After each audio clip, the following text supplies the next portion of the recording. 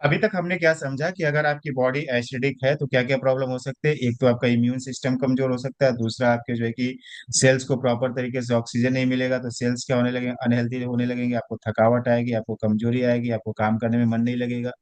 फिर हमने क्या समझा कि अगर बॉडी एसिडिक है तो बॉडी को अल्कलाइन बनाने के लिए क्या करती है, बॉडी जो है कि कैल्शियम खींचना स्टार्ट करेगी, तो आपको ज्वाइंट से रिलेटेड प्रॉब्लम होना स्टार्ट हो जाएंगे। कैल्शियम अगर प्रॉपर तरीके से आपको यूरिन के रास्ते से किडनी ने नहीं फिल्टर किया तो किडनी में कैल्शियम क्रिस्टल्स डिपॉजिट होना स्टार्ट हो जाएंगे, तो आपको किडनी स्टोन की प्रॉब्लम होना स्टार्ट हो जाएगी। फिर हमने क्या समझा कि अगर बॉडी मैग्नीशियम खींचती है तो मैग्नीशियम अगर हार्ट से खींचती है तो मैग्नीशियम किस चीज में काम आता है, हार्ट की बीट को प्रॉपर तरीके से, हार्ट बीट को प्रॉपर तरीके से रखने में काम आता है। तो आपकी हार्ट बीट में क्या हो जाएगा, दिक्कत आने लगेगी, यानी कि आपकी हार्ट की फंक्शनिंग को क्या करेगा, वो डिस्टर्ब करेगा। फिर हमने क्या समझा था कि अगर बॉडी क्या करती है, आयोडीन को रोक करके रखती है, आयोडीन को बाहर नहीं जाने देती, आयोडीन को यूरिन के रास्ते से निकलने नहीं देती है, तो आयोडीन का कंपोजिशन क्या हो जाएगा, ब्लड में अगर ज्यादा हो जाएगा तो सोल्यूशन क्या हो जाएगा, हाइपरटोनिक हो जाएगा। और हाइपरटोनिक सोल्यूशन को आइसोटोनिक बनाने के लिए पानी की मात्रा बढ़ जाएगी तो ब्लड का प्रेशर बढ़ जाएगा। अभी तक हमने इतना समझा। अब हम समझते हैं कि ये डायबिटीज कैसे हो सकती है इससे। बीपी तो समझा, अब डायबिटीज कैसे हो सकती है एसिडिक बॉडी से। तो जो हमारे सेल्स होते हैं उसके ऊपर क्या हो सकते हैं, रिसेप्टर्स होते हैं, गेट्स होते हैं। तो ये जो एसिडिक इन्वायरमेंट है, जो एसिडिक बॉडी है, क्या करती है, सेल्स के रिसेप्टर्स को डैमेज करना स्टार्ट कर देती है। अब सेल्स के रिसेप्टर्स डैमेज हो गए मतलब सेल्स के रिसेप्टर्स क्या हो गए, अनहेल्दी हो गए, यानी कि सेल्स अनहेल्दी हो गया। अब क्या होता है कि जब आप खाना खाते हो जो ग्लूकोज बनता है उसको क्या करता है, इंसुलिन जब लेकर के आता है सेल्स के पास एनर्जी में कन्वर्ट करने के लिए, तो सेल्स क्या बेचारा रहता है, अनहेल्दी रहता है, थका रहता है, हारा रहता है ना, कमजोर रहता है, तो अपना गेट ही ओपन नहीं करता है। रिसेप्टर्स क्या करते हैं, सेल्स क्या करते हैं, अपने रिसेप्टर्स को ओपन ही नहीं करते हैं। तो जब रिसेप्टर्स ओपन ही नहीं होते हैं तो अंदर जो है कि ग्लूकोज आ ही नहीं पाता है। इसका मतलब क्या है कि आपके बॉडी में ग्लूकोज की मात्रा बढ़ी रहती है। ग्लूकोज की मात्रा बढ़ी रहेगी तो क्या हो जाएगा, डायबिटीज की प्रॉब्लम हो जाएगी, शुगर की बीमारी हो जाएगी, मधुमेह की बीमारी हो जाएगी। क्लियर हो रहा है, धीरे धीरे समझ में आ रहा है ना कहाँ कहाँ से कहाँ गए हम, है ना। तो इस तरीके से क्या हो सकता है, डायबिटीज की प्रॉब्लम होना स्टार्ट हो सकती है। तो अभी हमने क्या समझा, डायबिटीज की प्रॉब्लम हो सकती है। अब दूसरा हम ये समझते हैं कि ये क्या करता है, जो एसिड ज्यादा निर्माण हो रहा है हमारे बॉडी में, यानी कि बॉडी एसिडिक हो गई, तो ये क्या करता है, जो हमारी ब्लड की ट्यूब है ना उसके वॉल्स को इरिटेट करना स्टार्ट कर देता है। एसिड क्या करेगा, कुरेदेगा ना वॉल्स को, अंदर ही अंदर क्या करता है, वॉल्स के, जो हमारी ब्लड की ट्यूब है उसके वॉल्स को डैमेज करना स्टार्ट कर देता है, उसको खुरदुरा कर देता है। तो हमें ये समझना है कि कोई खुरदरी चीज होती है ना तो उस पर कोई चीज जाकर के जल्दी चिपक जाती है। कोई प्लेन चीज रहेगी तो उस पर कोई चीज जल्दी नहीं चिपकेगी, लेकिन अगर कोई खुरदरी चीज रहे तो उस पर कोई भी, अगर मान लो कि सीमेंट को खुरदरी चीज में लगाना है तो सीमेंट जल्दी जाकर के चिपक जाएगा। तो जो आपके ब्लड में कोलेस्ट्रॉल जो मूव कर रहा है वो क्या होता है, वो खुरदरे जगहों पे जाकर के जल्दी चिपक जाता है। क्योंकि अंदर से क्या हो गई, ब्लड की ट्यूब जो है कि खुरदुरी हो गई, तो उस पे क्या होता है, कोलेस्ट्रॉल जो है कि जल्दी जाकर के चिपकता है जो आपके ब्लड में मूव हो रहा है। अब एक कोलेस्ट्रॉल अगर जाकर के चिपकने लगेगा तो एक के साथ एक के साथ एक के साथ सभी कोलेस्ट्रॉल एक जगह जाकर के जमा होने लगते हैं। और क्या होता है, जब कोलेस्ट्रॉल क्या करता है, ब्लॉकेज क्रिएट कर देता है आपकी आर्टरीज में। अगर ये जाकर के आर्टरीज में जाकर के कोलेस्ट्रॉल जमा होने लगेगा तो आर्टरीज में ब्लॉकेज क्रिएट हो जाएगा, और आर्टरीज में ब्लॉकेज क्रिएट हो जाएगा तो आपके हार्ट तक जाने वाला ब्लड प्रॉपर तरीके से नहीं जाएगा। तो वहां पे क्या हो सकता है, आपके हार्ट में, चेस्ट में पेन होने की संभावना हो सकती है ना, आपको घबराहट हो सकती है, आपको जो है कि सांस लेने में तकलीफ हो सकती है। क्योंकि अब क्या हो रहा है, हार्ट तक ब्लड प्रॉपर तरीके से पास नहीं हो रहा। अगर एक कोलेस्ट्रॉल क्या होगा, धीरे धीरे धीरे धीरे जब ज्यादा जमा हो जाएगा तो क्या कर सकता है, पूरा का पूरा ब्लॉकेज अगर उसने कर दिया, या एक कोलेस्ट्रॉल जाकर के फट गया, प्लेक हो गया, तो क्या हो जाएगा, तुरंत के तुरंत सडन हार्ट अटैक आ सकता है। तो अगर ये आर्टरीज में, यानी कि हार्ट के रास्ते में अगर ये जाकर के जमा हो रहा है कोलेस्ट्रॉल, तो हार्ट अटैक का प्रॉब्लम हो सकता है। अगर आपके ब्रेन तक जाने वाली ब्लड ट्यूब में अगर ये कोलेस्ट्रॉल जाकर के जमा हो रहा है, अगर वहां के जो है कि सेल्स के अंदर ही अंदर डैमेज कर रहे हैं, तो वहां पे कोलेस्ट्रॉल जब जाकर के जमा होगा तो ब्रेन स्ट्रोक की प्रॉब्लम हो सकती है, पैरालिसिस की प्रॉब्लम हो सकती है। आपके जो है कि ब्रेन की जो नसें हैं, पतली पतली जो न्यूरॉन्स हैं ना, उस पे जाकर जाकर के अगर जमा हो गया कोलेस्ट्रॉल, वहां तक अगर प्रॉपर तरीके से ब्लड पास नहीं होगा तो एल्जाइमर की प्रॉब्लम हो सकती है। सकती है, याददाश्त की प्रॉब्लम हो सकती है, ब्रेन से रिलेटेड प्रॉब्लम हो सकती है। तो ये जहां जहां पे जा करके एसिडिक इन्वायरमेंट, एसिडिक बॉडी क्या करेगा, आपके ब्लड के ट्यूब के वॉल्स को जहां जहां पे जा करके डैमेज करेगा, वहां वहां पे जा करके जब कोलेस्ट्रॉल डिपोजिट होगा, जा करके कैल्शियम वहां पे डिपोजिट होने लगेगा, तो रास्ता क्या हो जाएगा, पतला हो जाएगा, या वहां पे प्रॉपर तरीके से ब्लड मूव नहीं होगा। तो जब ब्लड मूव नहीं होगा तो वहां पे क्या आएगी, दिक्कत आएगी। अगर आपके पैर के रास्ते में अगर ब्लड प्रॉपर तरीके से फ्लो नहीं होगा तो पैर में स्वेलिंग आना स्टार्ट हो जाएगी, पैर में जो है कि झंझनाहट होना स्टार्ट हो जाएगा, है ना। तो ये सारी प्रॉब्लम होना स्टार्ट हो जाएगी, पैरों में स्वेलिंग होना स्टार्ट हो जाएगी, तो ये सब प्रॉब्लम होना स्टार्ट हो जाएगी। एसिडिक इन्वायरमेंट में कैंसर्स के सेल्स जल्दी जल्दी रेप्लिकेट करते हैं, कैंसर्स के सेल्स बनने जल्दी जल्दी स्टार्ट हो जाते हैं। तो बहुत सारे लोग क्या करते हैं, कीमोथेरेपी कराते हैं, रेडियोथेरेपी कराते हैं, तो कैंसर्स के सेल जो बन रहे हैं उसको मारने का प्रयास करते हैं। लेकिन आपकी बॉडी अगर एसिडिक है तो कैंसर के सेल्स तो बन ही रहे हैं ना, उस पे अगर आप रोक नहीं करोगे और जो कैंसर के सेल्स बने हुए केवल उसको आप मारोगे, लेकिन जो उसका जो बर्थ हो रहा है, जो जनरेशन हो रहा है, जहां से फॉर्मिंग हो रही है, इनपुट पे अगर आपने कंट्रोल नहीं किया, तो फिर हर 6 6 महीने पे क्या करना पड़ता है, कीमो कराना पड़ता है, हर एक एक साल पे क्या करना पड़ता है, 3 3 महीने पे, एक एक साल पे, जो भी टाइम पीरियड रहता है, जो भी ड्यूरेशन रहता है, हमें बार बार डॉक्टर के पास इतने पैसे जा करके खर्चा करना पड़ता है। तो अगर आपने अपने बॉडी को अल्कलाइन कर दिया तो ये सारा किस्सा क्या हो जाएगा, खत्म हो जाएगा। अगर आपकी बॉडी अल्कलाइन हो जाएगी तो क्या होगा, मतलब रूट कॉज क्या है कि हमें क्या करना पड़ेगा, हमारी बॉडी को एसिडिक से बचाना है तो हमें अल्कलाइन रखना पड़ेगा। अगर आपकी बॉडी अल्कलाइन हो जाएगी तो आपके सेल्स को क्या मिलने लगेगा, प्रॉपर तरीके से ऑक्सीजन मिलने लगेगा, प्रॉपर। सेल्स हेल्दी हो जाएंगे, सेल्स हेल्दी हो जाएंगे, तो आपको जो है कि थकावट कमजोरी जो है कि महसूस नहीं होगी। सेल्स अगर हेल्दी हो जाएंगे, अगर बॉडी अल्कलाइन रहेगी तो उसमें बैक्टीरिया फंगस जल्दी जल्दी नहीं पनपेंगे, यानी कि आपका इम्यून सिस्टम स्ट्रांग होने लगेगा।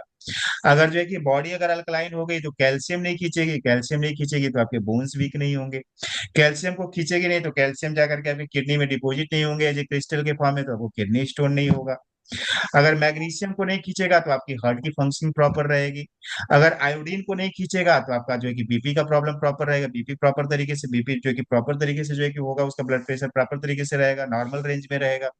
अगर उसके रिसेप्टर्स जो क्या होंगे, रिसेप्टर्स को अगर वो इरिटेट नहीं करेगा, डैमेज नहीं करेगा, तो प्रॉपर तरीके से रिसेप्टर्स ओपन होंगे, तो आपको डायबिटीज की प्रॉब्लम नहीं होगी, है ना।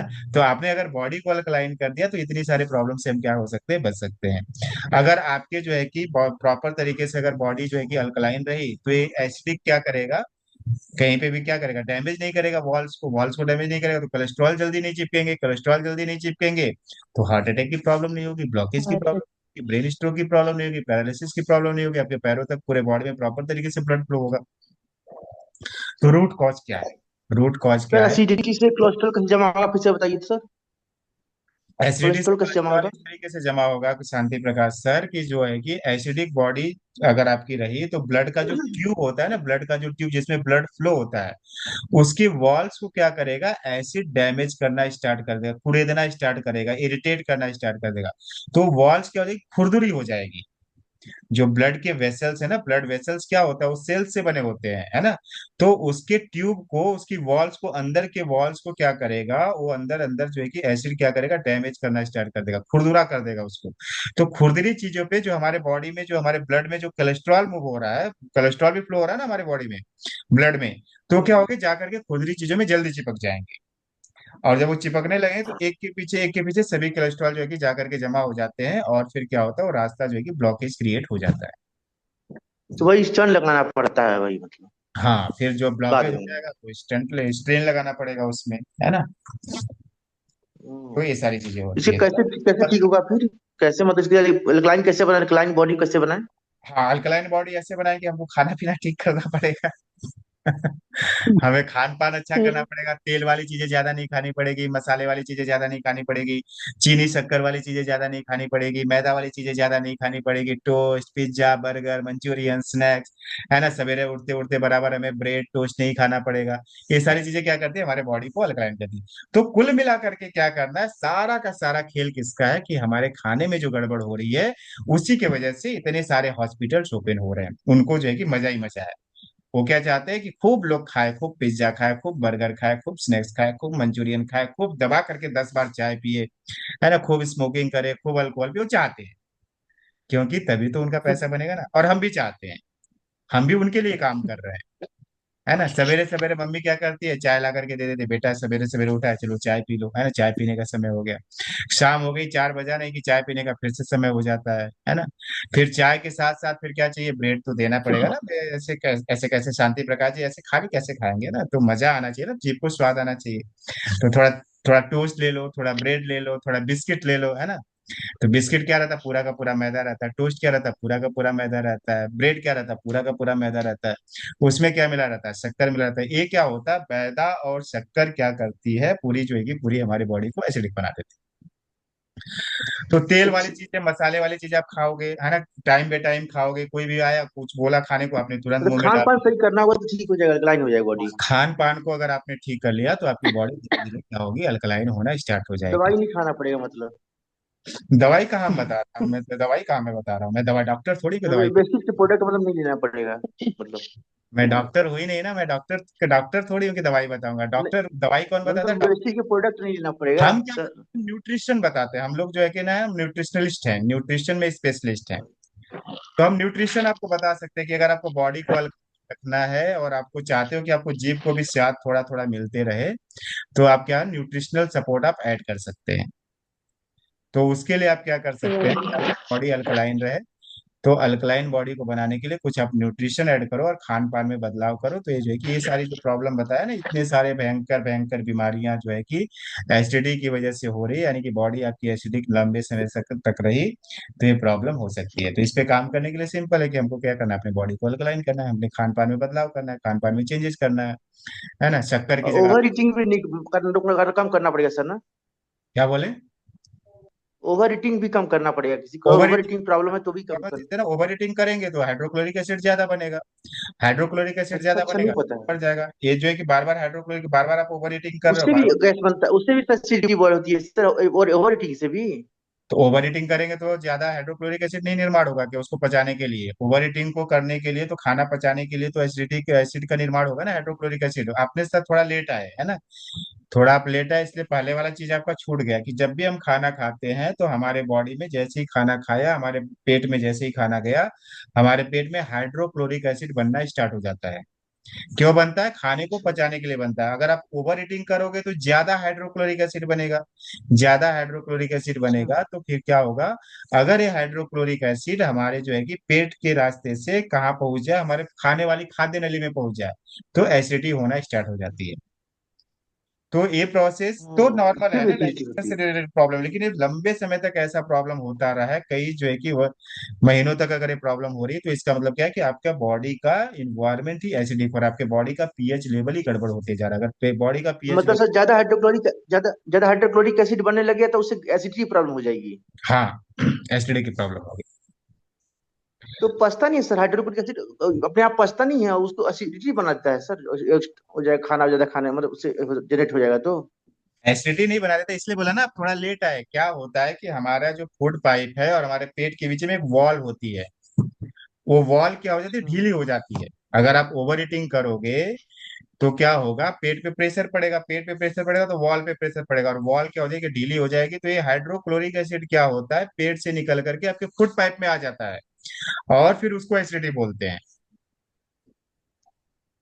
तो वो तो नहीं होता मेरे साथ, मगर क्या कि सर ज्यादा ओवर ईटिंग थोड़ा प्रॉब्लम हो जाती है कभी कभी। अधिकतर अभी मतलब अधिकतर हो अपने को जाती है लगता है ना ऐसी कि नहीं प्रॉब्लम। होता है, लेकिन होता सब कुछ है ना, अंदर लेवल पे सब कुछ होता है। लगता है कि नहीं हो रहा है, लेकिन होता है। ओवर ईटिंग से भी मतलब एसिडिटी होती है, अच्छा अच्छा, ओके सर। हाँ, तो आप क्या करना ना, वीडियो को दोबारा आप जो है कि देखना, तो आपको सारा प्रॉब्लम कौन कौन सी चीजों से जो है कि एसिडिटी होती है। ओवर ईटिंग एक प्रॉब्लम नहीं, बहुत सारी प्रॉब्लम है जिससे एसिडिटी होती है। तो वीडियो को आप दोबारा जब आप देखेंगे तो आपको समझ में आ जाएगा कि क्या क्या रीजन की वजह से। तो मेरे साथ तो